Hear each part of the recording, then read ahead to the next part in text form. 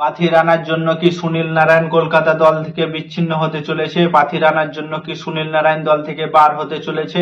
না পাথি রানার জন্য Cameron green দল থেকে বাদ হতে চলেছে?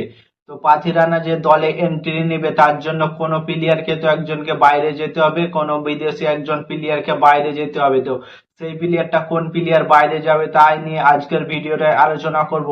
পাথি রানা এখন কামব্যাক করা শুরু করে দিয়েছে এবং তাদের এবং কলকাতা পিচে অনেকটা প্র্যাকটিস করছে এবং খুব সুন্দরভাবে প্র্যাকটিস আছে এবং পুরো ফিট আছে মাথিসা পাথিরানা।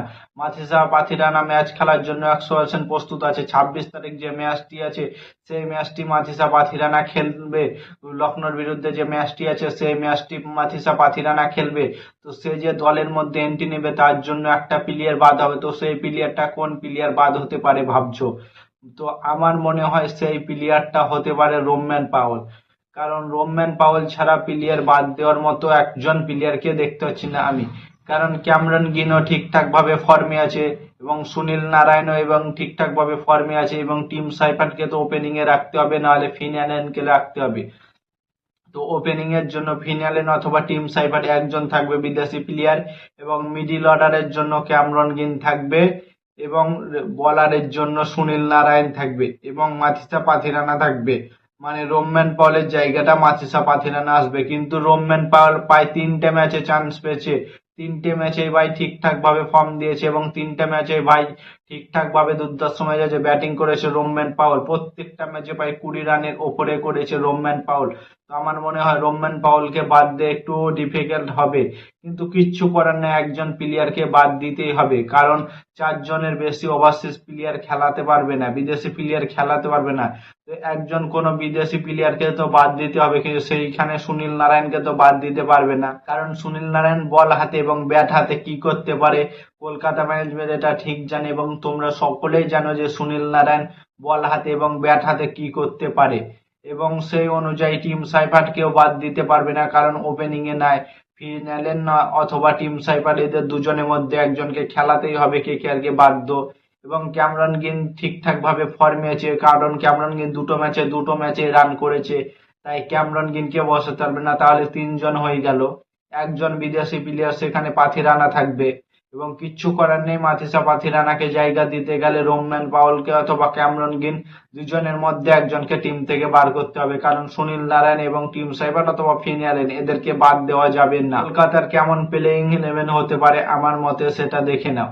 টিম সাইফার্টের সাথে সুনীল নারায়ণকে ওপেনিং দাও তোমরা। কলকাতা ম্যানেজমেন্ট তোমাদেরকে আর কতবার বলবো, তোমরা কি বুঝতে পারছো না? টিম সাইফার্টের সাথে সুনীল নারায়ণকে ওপেনিং দাও, কারণ আজিমকে রাহানে ঠিকঠাক ভাবে শুরু করতে পারছে না। আজিমকে রাহানের জন্য টিম সাইফার্ট ঠিকঠাক ভাবে হাত খুলে খেলতে পারছে না এবং আউট হয়ে যাচ্ছে। তো ওপেনার হিসাবে সুনীল নারায়ণের সাথে টিম সাইফার্টকে দাও এবং 2-3 নম্বরে দাও আজিমকে রাহানেকে। কিছু করার নেই, ক্যাপ্টেন ঠিকঠাক ভাবে খেলতে পারছে না, একটা ম্যাচও খেলতে পারেনি। আজিমকে রাহানে একটা ম্যাচে 66 করেছিল, বাকি প্রত্যেকটা ম্যাচ ফ্লপ গিয়েছে এবং গোল্ডেন ডাকে গিয়েছে আজিমকে রাহানে। তো আজিমকে রাহানকে তো বসাতে পারবে না, কারণ সে ক্যাপ্টেন আছে। তো আজিমকে রাহানেকে 3 নম্বরে খেলানো হবে এবং 4 নম্বরে খেলানো হবে স্টার বয় আঙ্কিশ রঘুবংশীকে। স্টার বয় বলছি কারণ সে 3টে ম্যাচে ব্যাক টু ব্যাক 50 করেছিল স্টার বয়। তো স্টার বয়কে আমার মনে হয় 4 নম্বরে খেলানো হবে এবং 5 নম্বরে তোমাদের সকলের প্রিয় ফিনিশার রিঙ্কু সিং এবং শেষ ওভারে ম্যাচ জেতানো প্লেয়ার রিঙ্কু সিং এবং নিজের দমে একলাই ম্যাচ জিতিয়ে রাখার ক্ষমতা রাখে রিঙ্কু সিং। তো 5 নম্বরে রিঙ্কু সিংকে খেলাতেই হবে, অথবা রিঙ্কু সিং এর পরিবর্তে ক্যামেরন গ্রিনকেও খেলাতে পারে 5 নম্বরে। তো ক্যামেরন গ্রিন যদি 5 নম্বরে আসে তো 6 নম্বরে রিঙ্কু সিং আসবে এবং 7 নম্বরে একটা বড় চেঞ্জেস করতে হবে। 7 নম্বরে রোমানদীপ সিংকে চেঞ্জ করে তেজস্বী সিং দাহিয়াকে নিয়ে আসতে হবে। 7 নম্বরের জায়গাটায় রমনদীপ সিংকে একদম পুরোপুরি চেঞ্জ করে দাও দল থেকে, কারণ তার বোলিং ঠিকঠাক ভাবে হচ্ছে না। রমনদীপ সিংকে চেঞ্জ করে তেজস্বী সিং দাহিয়াকে নিয়ে এসো 7 নম্বরে এবং 8 নম্বরে থাকবে তোমাদের অনুকূল রয়। মানে ভাবো 8টা ব্যাটিং একবারে ফুল ব্যাটিং থাকবে, 8টা ব্যাটিং অবধি এবং 9 নম্বরে থাকবে বরুণ চক্রবর্তী এবং 10 নম্বরে থাকবে তোমরা কার্তিক তোগি অথবা ব্যাবো বারোরা। কিন্তু কার্তিক তোগিকে মেন পয়েন্ট রাখা উচিত, কারণ কার্তিক তোগি খুব সুন্দরভাবে বল করছে এবং দুর্ধর্ষ মেজাজে এত স্পিডে বল করছে কার্তিক তোগি কি বলবো। আর ব্যাবো বারোরার 130-এর ওপরে মনে হচ্ছে স্পিডে বল হচ্ছে না। তো কার্তিক তোগিকে 10 নম্বরে রাখো এবং 11 নম্বরে রাখো মাথিসা পাথিরানাকে। 11 নাম্বারে তোমরা যে কোনো মূল্যে রাখো মাথিসা পাথিরানাকে। এবার ইম্প্যাক্ট হিসাবে তোমরা সেখানে একটা ব্যাটিংও খেলাতে পারো, রাহুল ত্রিপাঠী অথবা রমনদীপ সিংকে খেলাতে পারো, অথবা উমরান মাল্লিককে তোমরা আনতে পারো। তো প্রথমে যদি ব্যাটিং করে ব্যাটিং ফ্লপ হয়ে যায়, তো সেই অনুযায়ী তোমরা রমনদীপ সিংকে অথবা রাহুল ত্রিপাঠী কে আনতে পারো, অথবা যদি অনেক রান হয়ে যায় সেই অনুযায়ী তোমরা বোলিং এ আনতে পারো উমরান মাল্লিককে আনতে, অথবা ব্যাবো বারোরাকে আনতে পারো। তো কলকাতা ম্যানেজমেন্টকে এই টিম নিয়ে মাঠে নামতে হবে, কারণ তারা সুনীল নারায়ণকে বাদ দিতে পারবে না, টিম সাইফার্টকে বাদ দিতে পারবে না, ক্যামরন গ্রিনকে বাদ দিতে পারবে না। তাহলে বাদ দিয়ে তো বাদ দিবে কাকে?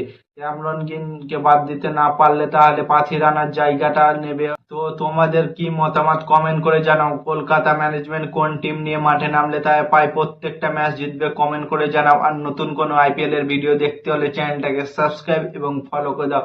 ততক্ষণের জন্য টাটা বাই বাই, জয় হিন্দ।